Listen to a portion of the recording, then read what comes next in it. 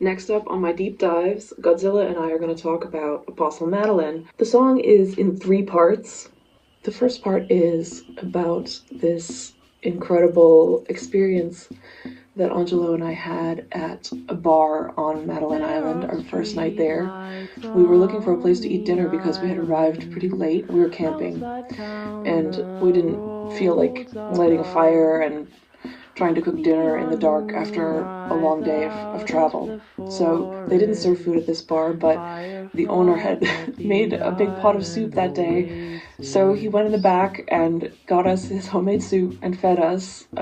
It was truly a wonderful experience. He also had a game that he would play with patrons, where if you could recite the names of all 22 of the Apostle Islands, he would give you a free beer.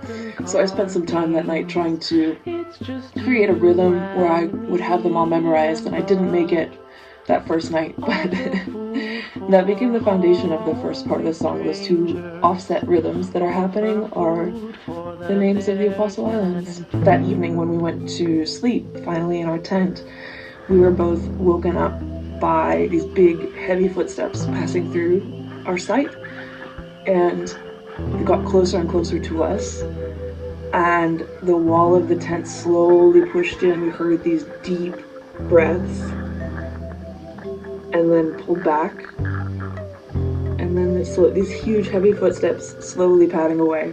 So from this bear encounter, it was just so surreal to be woken by this heavy, beautiful sound of those big feet, and I wanted to find a way to create that sound. And then the last part of the song, I like to say that that's aspirational. I would like to make more music with that kind of sound. This part was co-written with Corey Mark, and also interspersed in little pieces of an interview that Kate Wakefield did with Corey, talking about how we made that final part. How did you both sort of get that explosion of sound? We did a song exchange where we were both living in South Philly at the time, and we were both working on solo material, and we decided it would be helpful, be inspirational, and motivational if we just shared ideas together. So now we're talking a long time ago. This is maybe 8 years ago, but I believe she shared a cello part that she made, and then I composed a drum part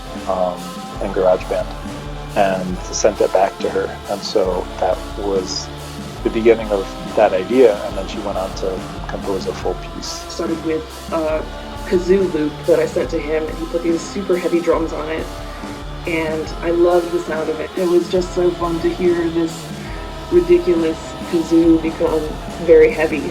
And so when I decided to include it in this song, and I wanted to create lyrics for it, people didn't have any, I wanted to make something aspirational, like where I could see myself in the future, what kind of life I might want to have. Maybe on the Great Lakes again, experiencing how strange and beautiful the winter is in that landscape.